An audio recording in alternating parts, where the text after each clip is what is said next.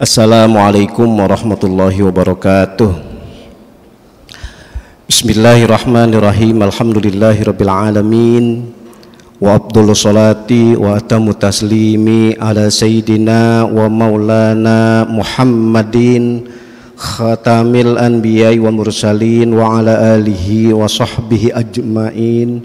Rabbi shrah li sadri wa yassir li amri wahlul 'uqdatam min lisani yafqahu qawli wala haula wala quwwata illa billahil aliyil azim. Amma ba'du. Hadirin wal hadirat, Bapak-bapak, saudara-saudara, ibu-ibu sekalian, jamaah Masjid Jami Darul Ilmi yang berbahagia. Dalam kesempatan siang kali ini dan seperti biasa saya akan baca salah satu hadis di dalam Kitabul Maram karangan Imam Ibnu Hajar Al-Asqalani. Dan saya coba mengaktualkan saja karena ini hari Senin, insya Allah hari Jumat besok kita akan melangsungkan ya, hari raya atau Idul Adha ya. Oleh karena itu saya akan baca satu hadis yang korelasinya berkaitan tentang Idul Adha. Dan menariknya bahwa Bapak saudara-saudara, di dalam Kitabul Maram karangan Imam Ibnu Hajar Al-Asqalani ini itu mencantumkan hadis, dan yang pertama di dalam membahas masalah haji. Karena memang Zulhijjah itu kemuliaannya diantaranya adalah kewajiban melakukan ya, ibadah haji. Dan hadis ini adalah hadis yang otentik, hadis yang sahih, diriwayatkan oleh Imam Bukhari dan juga diriwayatkan oleh Imam Muslim, datangnya dari sahabat Nabi yang bernama Abu Hurairah ya. Dan ini sekali lagi hadis ini sangat terkenal ini ya. Intinya hadis dari sahabat Nabi yang bernama Abu Hurairah, beliau cerita anna Rasulullah sallallahu alaihi wasallam qaal, sesungguhnya Nabi pernah bersabda, al umratu ilal umrah kafarah lima bainahuma wal hajjul mabrur laisa lahu jazaa illa jannah. Maksud hadis ini yang tadi saya bilang sangat terkenal, bahkan kita sering dengar dan kita hafal, itu justru ada lafaz wal hajjul mabrur laisa lahu jazaa illa jannah. Yang maksud hadis ini adalah haji yang mabrur. Haji yang mabrur itu diartikan haji yang diterima oleh Allah Subhanahu wa taala. Maka kita populer mendoakan kawan-kawan kita, saudara-saudara terutama ini ya, pada tahun ini kita doakan mudah-mudahan saudara-saudara kita, kawan-kawan kita, termasuk orang-orang tua kita yang akan menunaikan ibadah haji tahun ini, mudah-mudahan haji-haji beliau itu mabrur, yang makbul, diterima oleh Allah Subhanahu wa taala. Amin ya rabbal alamin. Baik, Bapak, Saudara, Ibu yang kami muliakan, haji mabrur itu artinya haji yang makbul, haji yang diterima oleh Allah Subhanahu wa taala. Sampai di sini dulu nih, haji mabrur itu ada hadis begini. Yang dimaksud haji mabrur itu bukan diterima oleh Allah ketika pelaksanaan ibadah hajinya aja. Akan termasuk adalah apa-apa saja yang dia bawa, dia pakai untuk ibadah haji. Makanya pernah saya kemukakan di beberapa tempat, termasuk di Masjid Darul Ilmi ini, begini. Ibadah di dalam Al-Quran itu, dalam redaksi Al-Quran itu banyak. Tapi satu-satunya di dalam Al-Quran ketika perintah ibadah diawali dengan lafaz walillahi, cuma satu, yaitu ibadah haji aja. Kayak kita tadi sholat, atau mungkin kemarin waktu bulan Ramadan kita puasa, itu kan ayat bicara masalah perintah sholat, perintah puasa, nggak ada walillahi-nya. Tapi ketika bicara masalah kewajiban ibadah haji, itu ayat diawali dengan lafaz walillahi. Itu ayat yang terkenal, walillahi 'alan nasi hajjul baiti man istata'a ilaihi sabila. Nah, di situ ayat ketika perintah haji dengan lafaz walillahi itu sebetulnya bukan karena niat kita aja ibadah haji ikhlas karena Allah. Itu batin ya. Tapi di antaranya untuk makbulnya ibadah haji seseorang, untuk mabrurnya haji seseorang, itu tadi saya bilang apa saja yang dia bawa, apa saja yang dia pakai, termasuk asabilnya ya, untuk menempuh perjalanan itu harus dari harta yang halal. Makanya saya coba analogi nih bahwa Bapak saudara-saudara begini, apabila ada ibadah haji itu ongkosnya 50 juta, Ini secara umum aja dulu nih, 50 juta. Kemudian 40 juta untuk ongkos ibadah haji, duitnya halal. Tapi yang 10 juta itu duitnya haram. Itu digabung jadi 50. Dari duit yang halal 40 juta, dari duit yang haram 10 juta, dia pakai untuk ongkos ibadah haji. Apa saja di dalam ibadah haji itu, rukunnya, sunnahnya, bahkan syaratnya dikerjakan, itu hajinya sah. Tapi tidak akan makbul, tidak akan mabrur, tidak akan diterima oleh Allah Subhanahu wa Ta'ala. Penghalangnya karena ongkos ibadah haji ada yang haram, yaitu 10 juta. Itu saya analoginya, bahasa mudahnya agak halus. Yang haramnya cuma 10 juta. Bagaimana kalau dibalik? Yang 10 juta halal, yang 40 juta haram. Kan banyak kan yang haram. Masih mendingan juga kali. Kalau 50 jutanya haram, ini terungkap di dalam hadis junjungan kita Nabi besar Muhammad SAW. Makanya kalau orang ibadah haji, itu bukan hanya prakteknya aja di sana itu. Ya, rukun dikerjakan, syarat dikerjakan, tadi saya bilang yang termasuk sunnah-sunnah juga dikerjakan. Tetapi yang sangat-sangat penting itu adalah dari proses awalnya. Ya, makanya bahasa mudahnya as-sabil ya. As-sabil itu kan termasuk ongkosnya ya. Makanya bapak-bapak, saudara-saudara, ibu sekalian, ini ketika kita baca hadis, kita diingatkan ya, sekali lagi bahwa haji mabrur itu bukan mutunya, bukan kualitasnya ketika ibadah. Saya ulang sekali lagi nih, bahasa biar jangan jauh, biar tambah marem. Yang dimaksud haji mabrur itu, yang disebut haji yang diterima, yang makbul oleh Allah Subhanahu wa Ta'ala, bukan ketika pelaksanaan ibadah haji aja. Kayak kita tadi, ketika kita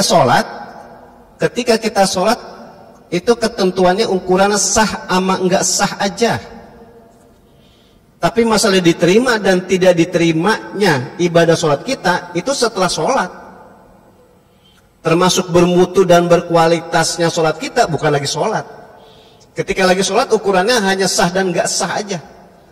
Tapi berkualitasnya, bermutunya, itu setelah kita sholat. Itu namanya analogi, kias, persis sama. Ketika ibadah haji, yang dimaksud mabrur itu bukan lagi ibadah haji. Ketika menunaikan ibadah haji, itu statusnya ukurannya sah ama enggak sah aja. Tapi ukuran bermutu, berkualitas dan mabrurnya, itu setelah haji. Artinya setelah kembali ke tanah air. Nah, ini saya maksud untuk sedikit banyak bicara tentang al-mabrur ya. Jadi haji mabrur itu sekali lagi bukan kelihatan ketika pelaksanaan ibadah haji. Kalau pelaksanaan ibadah haji itu ukurannya sah ama enggak sah aja. Tapi mutunya, berkualitasnya sekali lagi, mabrurnya itu justru selesai ibadah haji. Tapi ada penghalang mutlak tadi saya bilang. Ini contohnya tadi. Penghalang mutlak untuk mabrurnya haji seseorang kalau dari ongkos ibadah hajinya aja dari sesuatu yang haram. Sehingga bahasa saya tadi, bahasanya halus. Yang haram 10 juta, yang halal 40 juta. Tapi kan dibalik bisa aja. Yang haram 40 juta. Kenapa kok ada 10 juta yang haram penghalang untuk menjadi mabrur? Persis saya analogin lagi, saya kiasin lagi ketika kita sholat. Bahwa bapak saudara-saudara, kita kan sholat ukuran fikih itu zohir. Sekali lagi, sholat itu ukuran fikihnya adalah zohir, bukan batin.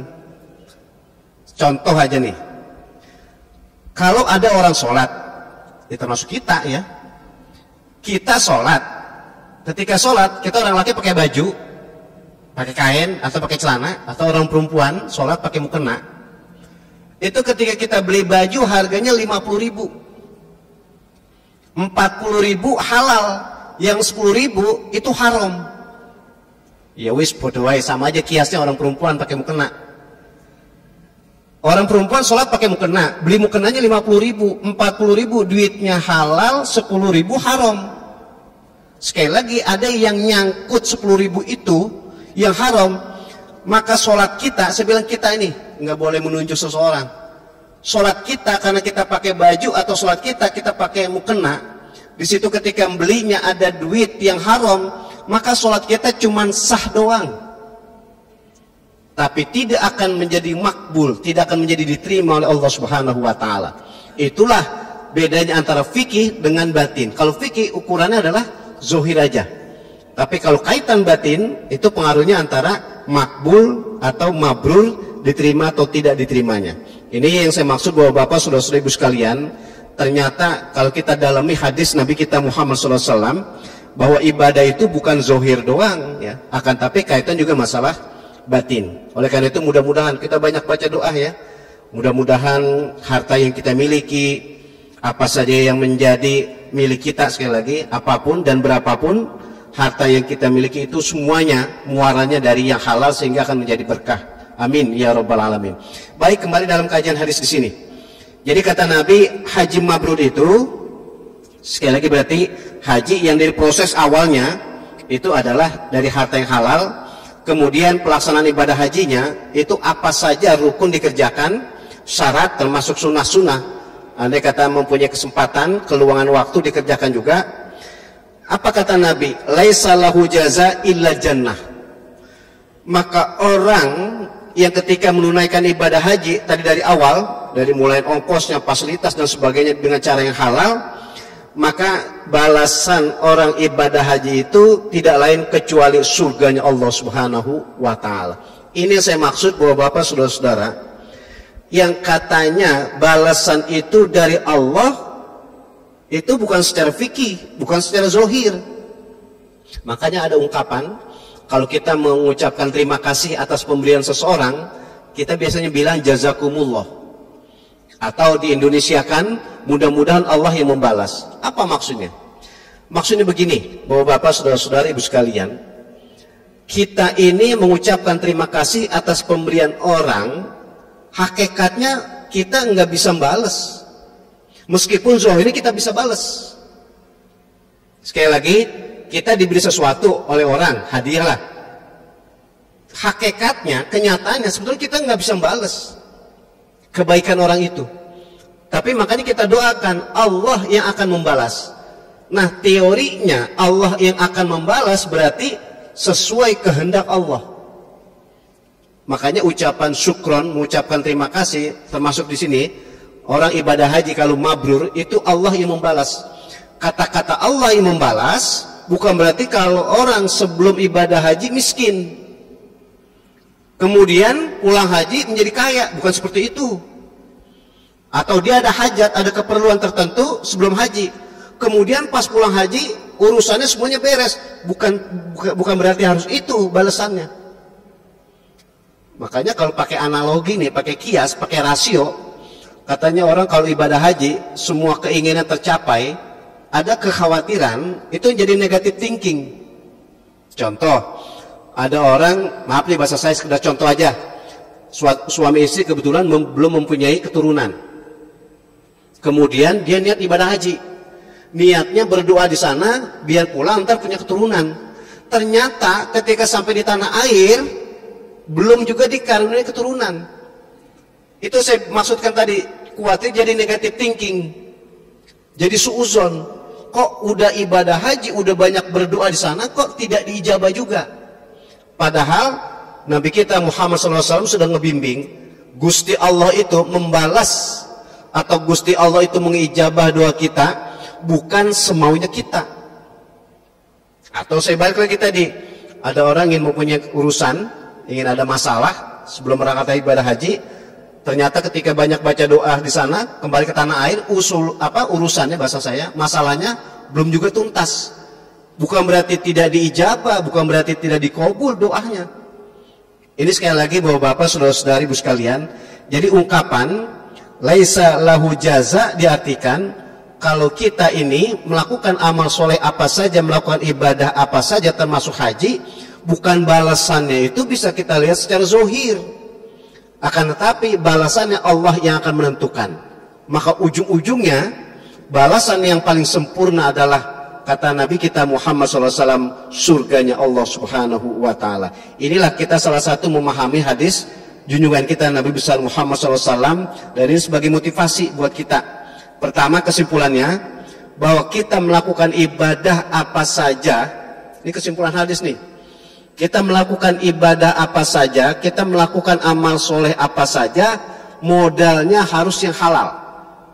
Semuanya.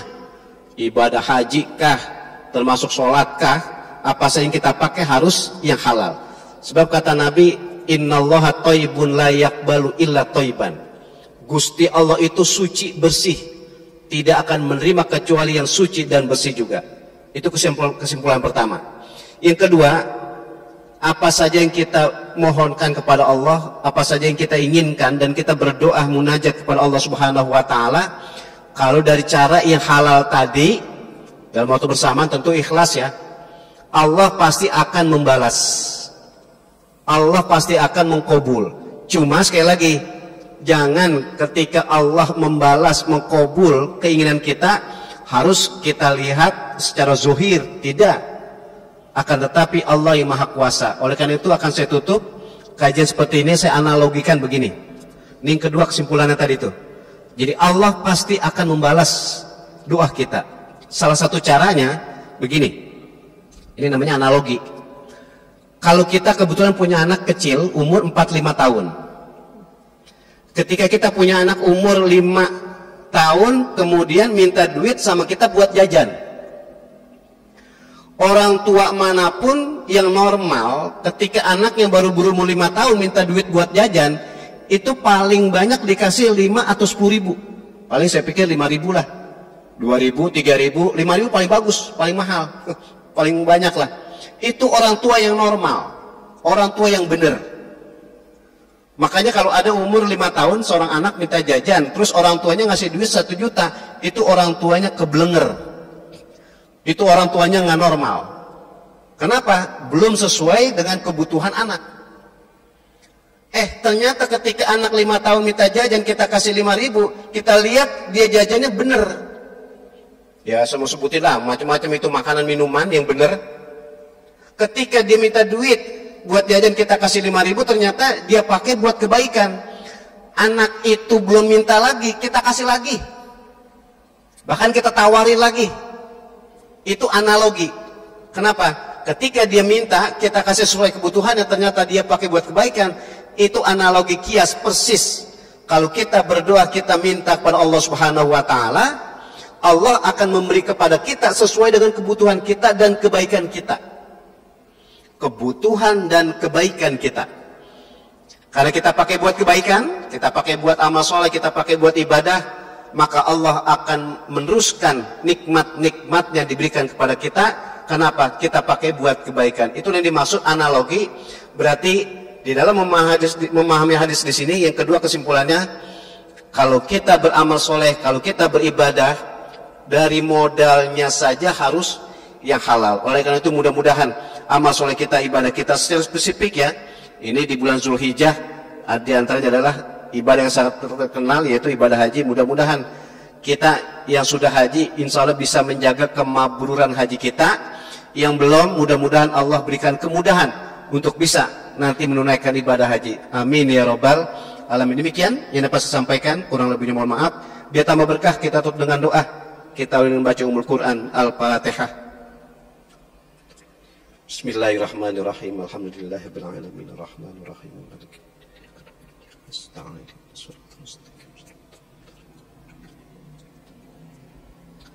Wa'fu'ani karim, wa'fu'ani karim, wa'fu'ani ya mujibas sa'ilin. Allahumma a'ina ala dzikrika wa syukrika wa husni ibadatik. Allahumma ighfir lana dunubana wa liwalidayna warhamhuma kama rabbayana shighara. Allahumma anfa'na bima 'allamtana wa 'allimna ma yanfa'una wa zidna ilman nafi'an wa amalan mutaqabbalan bi rahmatika ya arhamar rahimin. Bi fadlika lahum fiha subhanakallahumma wa tahiyyatun fiha salam wa akhiru da'wahum alhamdulillahi rabbil alamin. Demikian wallahu muwaffiq ila aqwamit thoriq. Assalamualaikum warahmatullahi wabarakatuh.